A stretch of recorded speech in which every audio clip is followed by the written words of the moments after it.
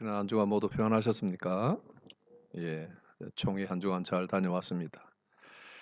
여러 유럽에 흩어져 있는 목회자들 그리고 선교사님들 다 한데 모여서 기도회를 하고 또 예배도 드리고 의논도 하고 에, 그렇게 좋은 시간을 보냈습니다. 여러분 기도와 후원에 감사합니다. 오늘 어버이 주일 네, 말씀 본문 누가복음 2장 22절 선택을 했습니다. 이 보면 모세의 율법대로 정결 예식을 행할 때가 이르서 그들이 부모님들이죠. 예수님 부모님들이 예수님을 죽게 드리고자 예루살렘에 올라간다 하는 말씀으로 시작되는 내용입니다. 예, 우리가 어떻게 어버이날을 맞을까 할 때 어버이날은 누구를 위한 날인지 내가 조금 혼동이 돼요. 64년 이상을 살았는데 어버이날은 누구를 위한 날입니까? 아마 어버이날은 어버이를 위해서 어머님과 영국 사람들은 좀 냉정해서 Mother's Day는 있는데 Father's Day는 없더라고요. 참 나쁜 나라 같아요. 우리나라는 어버이 해서 어머니, 아버지 Father's Day 있습니까? 네, 좋은 나라입니다. 예, 어버이 해서 한 날을 옛날부터 5월 8일을 지켰고 교회는 5월 둘째 주일을 어버이 주일로 이렇게 지키고 있습니다. 어버이 주일은 아무래도 자녀들에게 어버이 부모님에 대해서 어떻게 좀 생각을 할까 그런 걸 기념하는 날이겠죠. 그래서 이렇게 꽃도 달아주고 여러분들 선물도 주기도 하고 또 특별히 사랑한다는 말도 전해주기도 합니다. 그러면 어린이 주일에는 어린이들이 좀 높여지고 부모님들이나 어른들이 어린이를 좀 더 생각하게 되는 자녀들을 좀 더 생각하게 되는 그런 날이다. 그러면 오늘은 어버이를 위하는 설교를 이제 하는데 결국은 어버이를 향한 잔소리가 되겠다 이렇게 되는 거예요. 그래서 그 설교를 하기 전에 자녀들에게 두 가지 이야기할게요. 자녀들은 아버지 말씀 좀 잘 들읍시다. 우리 집에 두 자녀가 있고 한 사위가 있고 한 손자가 있는데 각각 아버지 말을 좀 청종합시다. 순종합시다. 내 생각은 뭐 이런데 좋아요. 그런데 결국 아버지 말씀을 좀 순종합시다. 알아들었어요? 아버지 말은 무조건 안 들으려고 하지 마세요. 두 번째, 어머니를 좀 기쁘게 합시다. 어머니를 즐겁게 합시다. 그래서 어머니가 어떻게 하면 즐거워할까? 예, 꽃 한 송이도 중요하고 고마운데 꽃 한 송이 달아드리는 거, 이거 뭐 한국의 카네이션 한 송이 값이 올라가지고 이거 하나 달아드리기도 어렵다고 한국이 참 어렵다는 이야기를 많이 해요. 그래서 카네이션 꽃 한 송이도 참 좋습니다. 나도 어렸을 때 카네이션을 제일 예쁜 걸 돈을 주고 사가지고 어머니에게 다 갖다 드리면 어머니 그렇게 기뻐하셨어요. 그래놓고는 364일을 어머님이 싫어하는 삶만 살면 그 무슨 소용이 있겠어요. 그죠? 여러분 암만 철이 없어도 꽃 한 송이로 때우려고 하지 말고 어머니를 좀 즐겁게 해주세요. 알았어요? 우리 집에 있는 아들, 딸들. 예, 잘하고 있는데 어머니를 즐겁게 한번 따라할까요? 아버지 말씀을 순종하라. 해보세요. 순종하라. 어머니는 즐겁게. 예, 안 해, 안 해. 다 입을 닫고 있는 자녀들이 있어요. 잘 생각하세요. 잘 생각하세요. 어머니를 즐겁게. 그렇게 하면 여러분들이 즐거워지고 하나님이 어머니를 즐겁게 일하면 하나님이 여러분들에게 즐거운 일 100 주시고 나중에 여러분들이 어머니가 되었을 때 아버지가 되었을 때 하나님께서 여러분들을 더욱 행복하게 또 갚아주실 겁니다. 그걸 기억하고 화가 나고 마음에 안 들어도 어머니를 좀 즐겁게 나는 좀 기분이 언짢아도 그렇게 하기를 바랍니다. 오늘 우리 아버지 어머니들 각오를 단단히 하고 삽시다. 우리 자녀들 잘 기르는 것이 얼마나 힘이 드는가. 나도 계산을 해보니까 64년 일주일을 살았는데 아버지가 된 지가 34년 6개월 한 20일 정도 되는 것 같아요. 34년 6개월이 됐어요.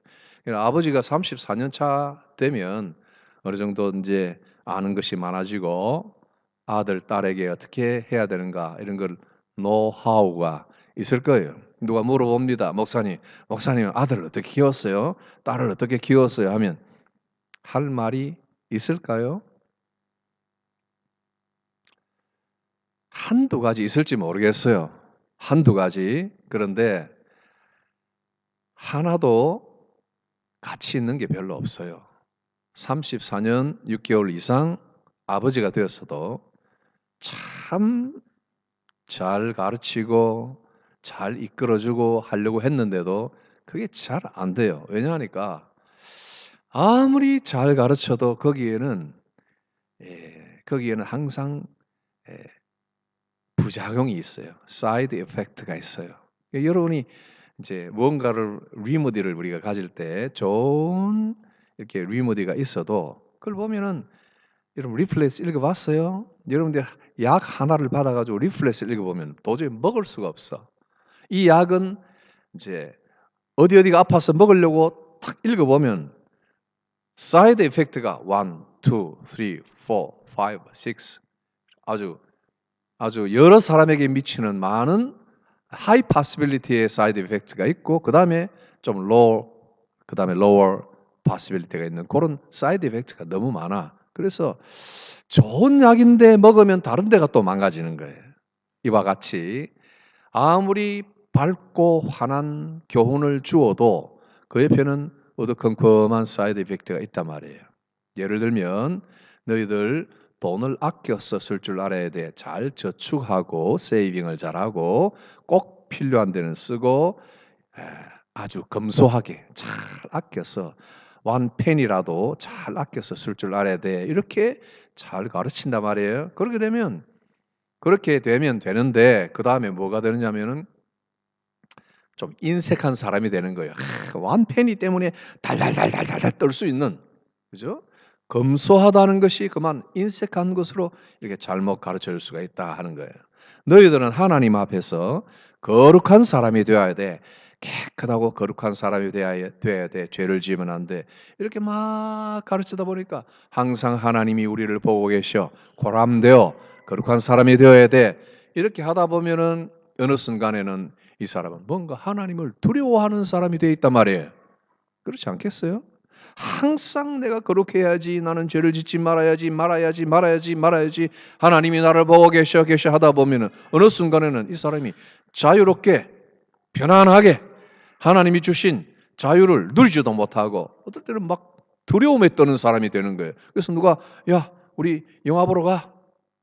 뭐 이렇게 이야기하면 야 거기는 가면 안 되는 거 아니야? 이런 식으로 너무 사람이 위축된단 말이에요. 그죠? 율법주의로 변하고.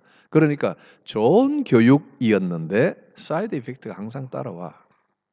정직하게 살아야 된다.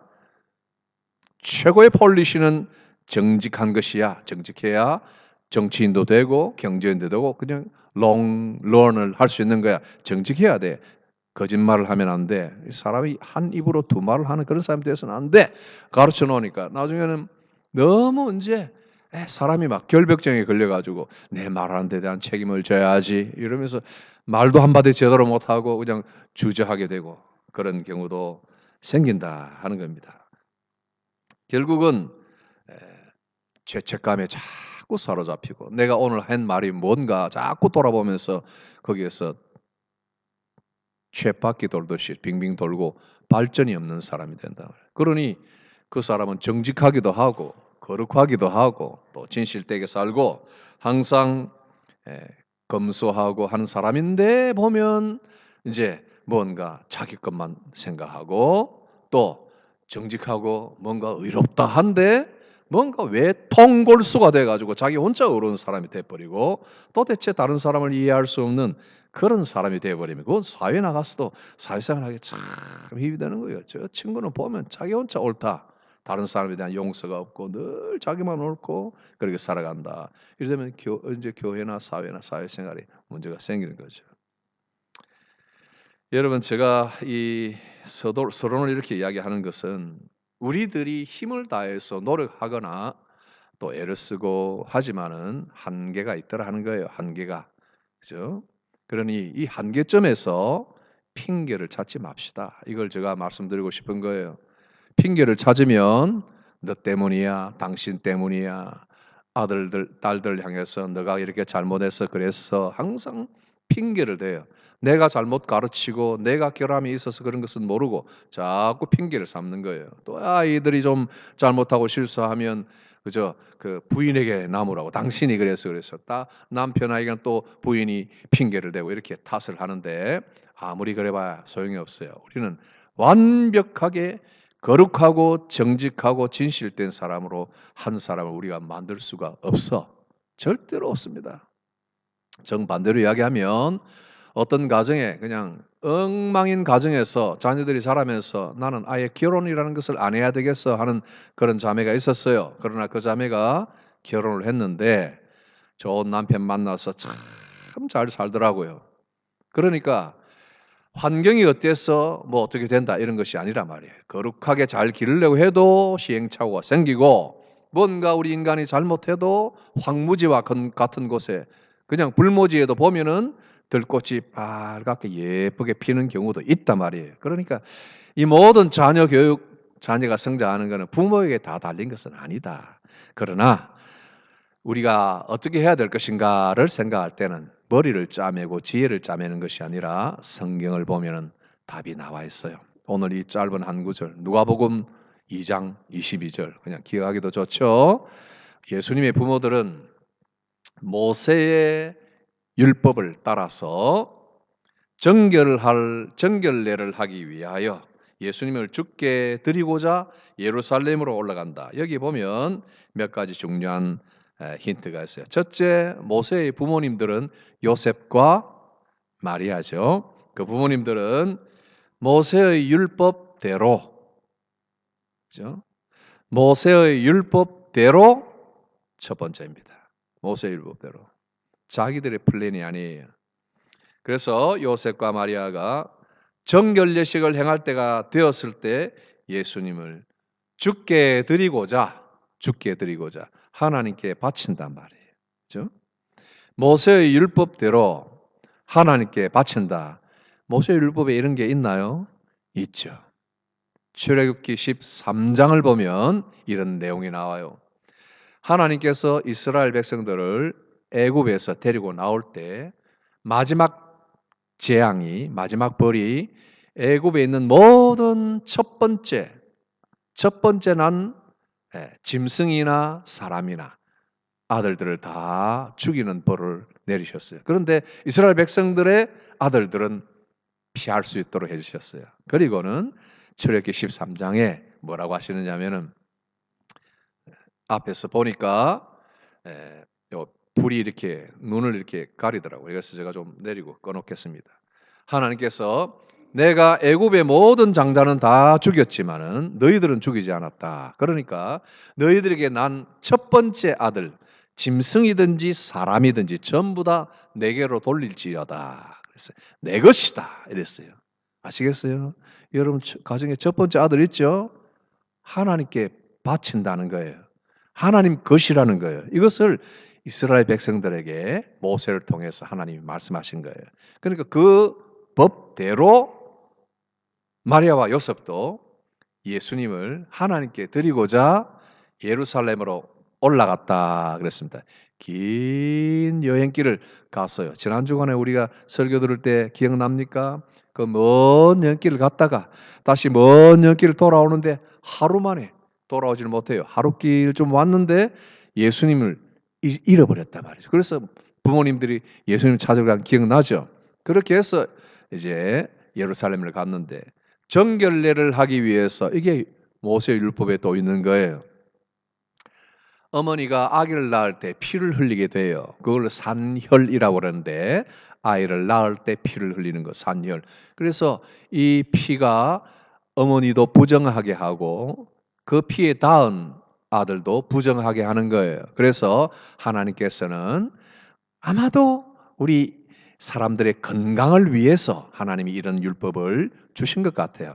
그 아이를 정결하게 하도록 7일 만에 할례를 베풀게 하고 그 다음에 40일 동안에 산혈을 가진 이 어머니, 그 어머니는 부정하다 그랬어요. 그래서 40일 동안 이제 제사를 드림으로써 하나님 앞에 제사를 드림으로써 정결하게 하는, 정결을 하게 하는 예식, 정결례가 주어졌어요.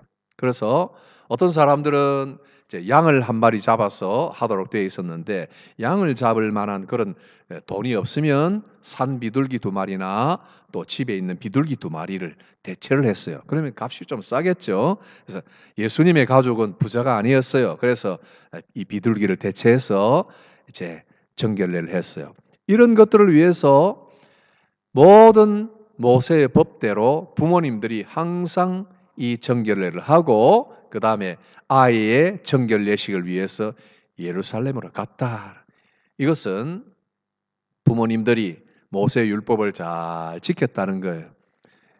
마태복음 3장 15절 보면 예수님께서 친히 이렇게 말씀하시고 뭐라고 하냐면 나는 모든 의를 다 이루어야 된다. 이루리라 말씀하셨어요. 이건 뭐냐면 예수님이 모든 율법의 요구들을 다 이룰 것이다 하는, 그것을 순종하고 이룰 것이라는 말씀이에요. 이것도 좀 연결이 되면 로마서 5장에 나오는 대로 아담은 죄를 지어서 아담의 후손으로 모든 사람들이 죄인인데 예수님이 오심으로 뉴 세컨드 아담인 거예요. 그래서 예수님이 오셔서 우리 모든 아담의 후손들의 죄, 그 죄의 포인트에 서 있는 모든 죄인들을 위해서 두 번째 세컨드 아담이신 예수님이 오셔서는 우리들을 전부 다 율법에서 해방시키시고 하나님의 은혜와 구원 속으로 데리고 가시는데 예수님은 그래서 죄가 없어야 된다. 첫째. 두 번째는 율법을 완전히 성취를 하신 분이어야 된다. 이것이 뉴 테스트먼트 안에 아주 강조되는 두 가지 주제예요. 뭐예요? 강조하는 느낌표가 나왔죠? 띠띠띠. 잘 들어보세요. 예수님은 어떤 분이어야 된다? 세컨 아담은 죄가 없어야 된다. 그래야 우리를 데리고 가죠. 두 번째는 모든 하나님의 율법을 완전히 이루시는 분이다. 이 두 가지가 뉴 테스트먼트 안에 예수님에 대해서 계속 가르쳐 주시는 거예요. 그런 예수님은 율법을 어릴 때부터 자기가 난 지 7살이니까 율법을 지켜야지 하는 이 의식, 그런 생각, 어떤 컨시더레이션이 일어나기도 전에 그냥 부모님들이 데리고 와서 율법을 지키도록 다 하신 거예요. 그러니 부모들이 이 아이의 거룩함과 경건함에 대하여 어릴 때부터 완전 책임을 지고 예수님은 이런 경건한 부모님 아래서 자라셨다. 예수님이 인성을 가지셨죠. 하나님의 아들이고 신의 능력을 가지신 분이었지만은 그러나 예수님은 아기였잖아요. 그죠? 우리처럼 6 years old, 7 years old 나이를 이렇게 1살, 2살 먹으면서 자라셨어요. 그러니까 분명히 이 부모님에게서 좋은 하나님의 말씀을 많이 배웠다 하는 것을 알 수 있는 거예요. 그러니 우리 부모님들도 이와 같이 우리 자녀들을 잘 말씀으로 양육해야 된다. 이 부모에 대해서 책임을 이야기할 때 성경은 항상 이것을 강조를 많이 합니다. 성경 말씀 보면은 시편 34편 11절 보면 너희 소자들아 와서 내게 들으라 내가 여호와를 경외함을 너희에게 가르치리로다. 이건 부모나 어른된 사람들이 아이들에게 하는 이야기예요. 여호와를 경외함은 가르친다. 잠언 22장 6절에도 보면 마땅히 행할 길을 아이에게 가르치라 그리하면 늙어도 그것을 떠나지 아니하리라. 귀한 말씀이죠. 귀한 말씀입니다. 여러분 이 말씀을 제가 보면서 요시야 왕을 생각했어요. 요시야 왕이 하나님을 경외하는 왕이었어요. 어릴 때부터 왕이 돼가지고 하나님 율법책을 가지고 종교 개혁을 일으킨 귀한 왕입니다. 그런데 요시야 왕이 살아 있을 동안에 그 백성들이 하나님을 떠나지 않고 하나님에게 다 붙들려 있고 하나님을 섬겼다 하는 말씀이 나와요. 요시야 왕이 살아 있을 때. 그러면 요시야 왕이 죽으니까 어떻게 돼요? 전부 다 제 갈 길을 가는 거예요. 부모님이나 목회자나 있을 때 성도들이 그런 대로 해요. 그런데 목회자나 부모님이 안 계시면 자녀들이나 성도들은 자기 마음대로 하게 돼 있어요. 여러분들과 제가 공부를 해보면 1년 동안 열심히 또 10주, 15주 열심히 공부할 때는 그 사람이 좀 배워요. 그래가지고 좀 붙들려 있어. 좀 마음도 좀 겸손해지고. 그런데 목사가 막 애를 써서 기도하고 붙들어 줄 때는 그때는 좀 성장하는 것 같은데 그 다음에 잡아주는 그 기간이 떨어지고 2년, 3년 풀어지면 그 사람이 원래대로 쑥 내려가고 돌아가는 걸 봐요. 여러분 그렇게 생각 안 들어요? 그래서 여러분들 중에 어떤 분들은 한 2, 3년 공부를 안 하고 이렇게 지나가니까 혼자서 힘이 드니까 이제는 좀 배워야 되겠어요. 이제 다시 이런 걸 좀 했으면 좋겠어요 하는 그런 건의를 하기도 합니다. 여러분 그러나 이것이 누구의 잘못도 아니에요. 목사님이 뭐 말씀을 잘못 가르쳐서도 아니고 우리가 뭐 특별히 게을러서 그런 것도 아니에요. 우리 자신이 누군가가 하나님의 손으로 이끌어주지 않으면 우리는 자주 실패하고 잊어버리기 잘하는 사람들이다 하는 거예요. 그래서 학생들에게는 중간고사가 있고 기말고사가 있고 시험이 있는 거다. 우리 하나님의 말씀은 이렇게 이야기해요. 잠언 22장 6절 마땅히 행할 길을 아이에게 가르치면 늙었어도 그 말이에요. 부모가 늙어도 늙었고 아이가 늙어도 늙은 거예요. 가르쳐줬는데 내가 늙어서 없어져도 그렇고 가르침을 받은 아이가 늙었어도 그죠? 그 아이가 늙었어도 그러니까 나에게 가르쳐줬던 부모님은 없어요. 다 돌아가시고 그래도 뭐라고 그랬어요? 그것을 떠나지 아니하리라. 왜요? 성령께서 길이 그 말씀으로 그 사람을 붙들어 주시고 계속 지도해 주시니까.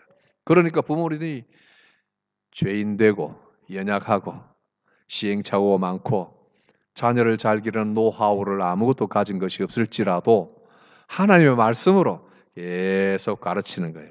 요셉과 마리아처럼. 그렇게 되면 우리 하나님이 기뻐하시는 귀한 인물로 성장합니다. 제가 마지막 이 구절 속에 하나만 더 생각합시다. 이들은 예루살렘으로 올라갔다 그랬습니다. 예, 여러분. 너무 율법적이지 않나요? 그 당시만 해도 율법을 준수하던 그런 시대였기 때문에 그렇다고 할 수 있습니다. 그러나 이들의 율법 속에는 하나님이 주신 정신이 있어요. 하나님의 언약 공동체라는 정신이 있어요. 함께 모여서 기도하고 함께 모여서 성전을 향해 가고 하는 언약 공동체에 강한 의식이 있습니다. 여러분 우리가 비판을 하든지 욕을 하든지 뭐 손가락질을 하든지 무시하든지 상관없이 유대인들은 그 언약 공동체 안에서 지금도 살아가고 있어요. 하나님이 우리를 선택하시고 오늘도 우리 가족을 돌봐 주시고 우리의 회당에 있는 우리의 하나님의 백성들을 특별히 사랑하신다. 예수님께서 오셔서는 이제 유대인의 회당이 아니라 예수님이 친히 베드로의 고백을 통하여 내가 주 예수를 하나님의 아들이요 그리스도라는 것을 고백하는 베드로의 고백 위에 내가 내 교회를 세운다 그랬어요. 여러분 이 교회는 하나님의 언약 공동체예요. 이 교회는 너무나 좋은 곳이에요. 이 교회는 우리 집보다 더 좋은 곳이에요. 그래 해야 되는 거예요. 우리 성도들은 나의 가족 이상이에요.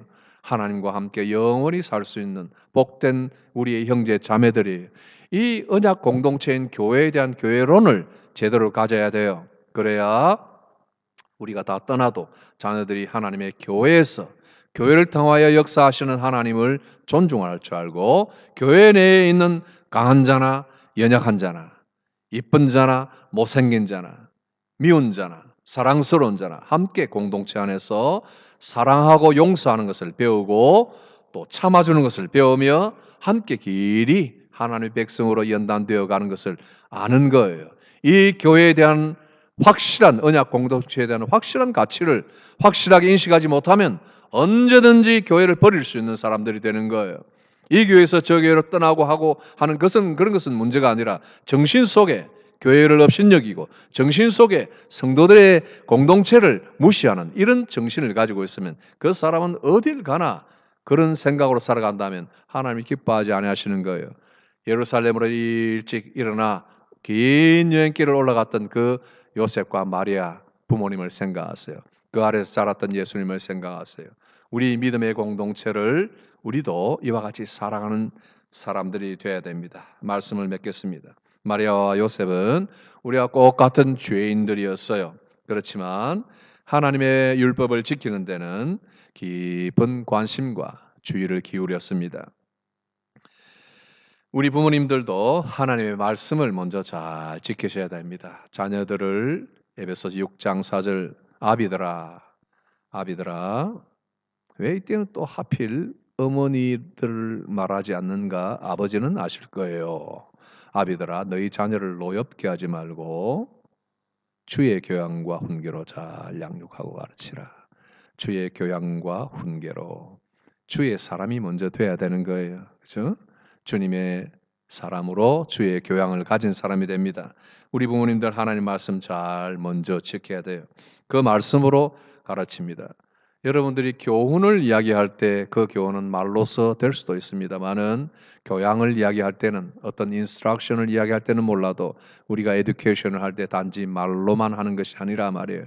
우리의 모든 한숨이나 어려울 때 행하는 태도나 그런 애티튜드를 눈여겨보고 그대로 배우는 거예요. 제가 잘 아는 선교사님의 아들, 딸들 중에 많은 아들, 딸들이 있지만은 한 명 빼놓고 전부 다 교회를 안 나간다. 물론 사람이 어느 때가 있고 때때로 좀 교회를 멀리할 수밖에 없는 시험에 빠지거나 혹은 어떤 그런 위기를 만날 때가 있겠지만 결과는 모르겠지만 그러나 이렇게 하나님의 품에서 목사의 아들로 장로의 아들로 한수 집사 권사의 아들 딸로 자란 사람들이 부모님을 떠나서 교회를 떠나게 되는 경우 중에 많은 이유가 있겠지만 아주 중요한 이유는 부모님을 보고 한숨을 쉬며 등을 돌리는 경우도 많이 있는 거예요. 그죠? 저런 부모가 이중적이고 위선적이니까 도저히 견딜 수가 없다 하는 경우가 참 많다는 거예요. 그러니 우리 부모님들은 말로 하는 교훈도 중요합니다. 그것도 꾸준히 가르치면 늙어서도 떠나지 않는다 했으니 내 비록 비족해도 하나님 말씀대로 잘 지도하세요. 용기 있게 지도하시고 그다음에 애티튜드를 잘 해서 훈육을 해야 됩니다. 맨날 와서 교회 불평하고 목사 험담하고 집사 험담하면 자녀들은 그대로 배우게 돼요. 그러나 모든 것을 여러분이 잘 소화하고 좋은 점을 이야기하고 긍정적으로 이야기하면 아이들은 좋은 것을 배워서 교회를 아름답게 생각하고 잘 자라게 되는 겁니다. 만일 우리에게 자녀가 없다 그렇다면은 교회 부모들이 이런 자녀들을 잘 의롭게 지혜롭게 양육할 수 있도록 돕는 역할을 할 것이고 또 믿음으로 자식을 낳아서 영적으로 양육할 수 있는 그런 믿음의 자녀들을 후원하고 기도하는 일에 충분히 노력할 수 있을 것입니다. 우리 교회의 자녀들과 부모님 모두가 말씀대로 성경대로 성장하고 가르쳐서 또 하나님의 은혜와 복을 누리길 바랍니다. 기도합시다. 하나님 아버지, 오늘 우리 양무리 교회 모든 부모님들에게 위로를 더입혀 주옵시고 지혜와 믿음을 더하여 주시옵소서. 그리하여 모든 우리에게 위임해 주신 아들 딸들을 하나님 앞에 다시 바쳐드리고 위임해 드리며 또 성경대로 성경의 모든 가르침을 따라서 지혜롭게 잘 가르치고 하나님의 교회 공동체를 존중히 여기는 그런 부모가 되어 상급을 누리고 많은 열매를 누리도록 도와주옵소서. 예수님 이름으로 기도하옵나이다. 아멘.